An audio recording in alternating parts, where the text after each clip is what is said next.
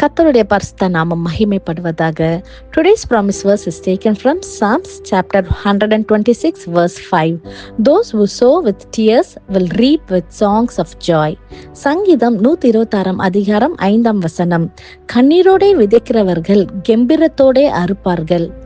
Have you been praying through tears, wondering if God even sees you? ஒருவேளை நீங்கள் கண்ணீரோடு ஜெபித்து கொண்டு இருக்கலாம். ஆனால் என் கண்ணீர் துளிகள் கர்த்தர் பார்க்கவில்லையே என்று சொல்லி நினைத்து கொண்டிருக்கிறீங்களா? இந்த காலை வேளையிலே கர்த்தர் நமக்கு கொடுக்கின்ற நம்பிக்கையின் வாக்குத்தத்தத்தின் மூலமாக அவர் சொல்லுகிறார், கண்ணீரோடே விதைக்கிறவர்கள் கெம்பீரத்தோட அறுப்பார்கள் என்று. ஆம் பிரியமானவர்களே, இதை கேட்டுக்கொண்டிருக்கிற நீங்க சிந்துகிற ஒவ்வொரு கண்ணீரும் கர்த்தருடைய சமூகத்துல இருக்குது. அவர் உங்களை மறப்பதில்லை. நீங்க அவர் ஒவ்வொரு டியர்ஸும், நீங்க வெடிக்கிற ஒவ்வொரு கண்ணீரும் மிகவும் விலை உயர்ந்தது. ஏனென்றால் அதை அவர் அவருடைய கணக்கிலே, அவர் துருத்திலே அதை சேகரித்து வைத்திருக்கிறார். அவருக்கு தெரியும், என்னுடைய மகன் இவ்வளோ கண்ணீரை என் சமூகத்துல வெடிச்சிருக்கிறாங்க. அதனால அது ஒரு கண்ணீர் கூட அது வீண் போகாது. நிச்சயமாகவே கர்த்தர் உங்களுடைய கண்ணீருக்கு பதில் தருவார். உங்களுடைய ஒவ்வொரு கண்ணீரும் அது விசுவாசத்தின் விதையாக விதைக்கப்பட்டிருக்கிறது. நிச்சயமாகவே அதுக்கு கம்பீரத்தோடு அறுப்பீங்க. நீங்க எந்த காரியத்துக்காக ஜெபித்து கொண்டிருக்கிறீங்க?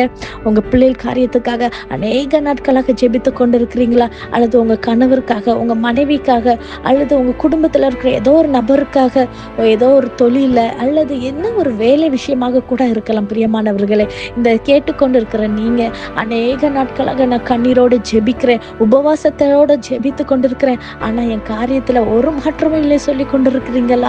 உங்களுடைய கண்ணீரெல்லாம் அவருடைய சமூகத்துல இருக்கு. பிரியமானவர்களே, நிச்சயமாகவே கர்த்தர் அதுக்கு பதில் தராம போவே மாட்டார். நிச்சயமாகவே உங்களுக்கு அதுக்கு ஒரு பதில் உண்டு. நாம் தளர்ந்து போகாமல் இருந்தால் ஏற்ற காலத்திலே அறுப்போம் என்று நம் கலாத்தியர் 6 அதிகாரம் 9 வசனத்திலே பார்க்கிறோம். நிச்சயமாகவே உங்களுக்கு பதில் உண்டு. நம் வேதத்துல கூட பார்க்கிறோம், அன்னாளின் வாழ்க்கையிலே அவள் மிகவும் வேதனையோட, தனக்கு பிள்ளை இல்லையே என்ற ஒரு பாரத்தோட கர்த்தருடைய சமூகத்திலே கண்ணீரோட அழுது ஊற்றுண்டு ஜெபிக்கிறார். அவள் இருதயத்துல இருக்க எல்லா வேதனையும் கர்த்தருடைய சமூகத்துல அவள் வைத்து ஜெபிக்கிறார். நாம் பார்க்கிறோம், கர்த்தர் சாமுவேலை கொடுத்து அவளை கனப்படுத்தி அவளை ஆசீர்வதித்தார் அல்லவா? உங்களுடைய கண்ணீரை நல்ல நிலமாகிய தேவனுடைய சமூகத்துல நீங்க வடிக்கும் போது அதுக்கு நிச்சயமாகவே பலன் உண்டு. நீங்க மனுஷங்களுக்கு முன்பாக உங்களுடைய காரியங்களை, உங்க கஷ்டங்களை, நஷ்டங்களை சொல்லி நீங்க அழும்போது அதுக்கு ஒரு வேல்யூமே கிடையாது. ஒருவேளை உங்களை கிண்டல் பண்ணி உங்களை அதை வைத்து உங்களை அற்பமாக நினைக்கலாம். ஆனா கர்த்தருடைய சமூகத்துல உங்கள் இருதயத்தை நீங்கள் அண்டாளை போல ஊற்றுண்டு ஜெபிக்கும் பொழுது நிச்சயமாகவே அதுக்கு ஏற்ற அறுவடையை கர்த்தர் நிச்சயமாக இந்த நாளிலே தர வல்லவரா இருக்கிறார். God never ignores the tears of his children. Every tear you shed in faith is a seed planted in his presence. Just like Hannah, when you sow your tears in prayers and faith, God will turn them into a harvest of joy. Your season of weeping will end in rejoicing. இதை விசுவாசிக்கிறீங்களா? நம் கண்களை மூடி ஜெபிப்போம். நேசிக்கிற நல்ல தகப்பனே, இந்த காலை வேளைக்காக நமக்கு நன்றி செலுத்துகிறோம் கர்த்தாவே. அப்பா, நீர் கொடுத்த இந்த வாக்குத்தத்த வசனத்துக்காக நன்றி செலுத்துகிறோம் கர்த்தாவே.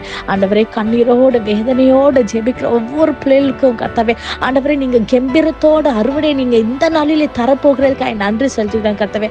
ஒரு மாறுதலை தாங்கி சப்பா, ஆண்டவரே, அவங்க கண்ணீரை துடைக்கிற தேவனாங்க கர்த்தாவே. ஆண்டவரே, பிள்ளைகளுடைய வாழ்க்கையில் ஒரு ஆசீர்வாதத்தை, ஒரு உயர்வை தந்து ஆண்டவரே கனத்துக்குள்ள பாத்திரமாய் மாற்றித்தாங்க. இயேசுவின் மூலம் ஜெபிக்கிறோம். ஜெபம் கேட்டபடியால் ஆமென். God bless you.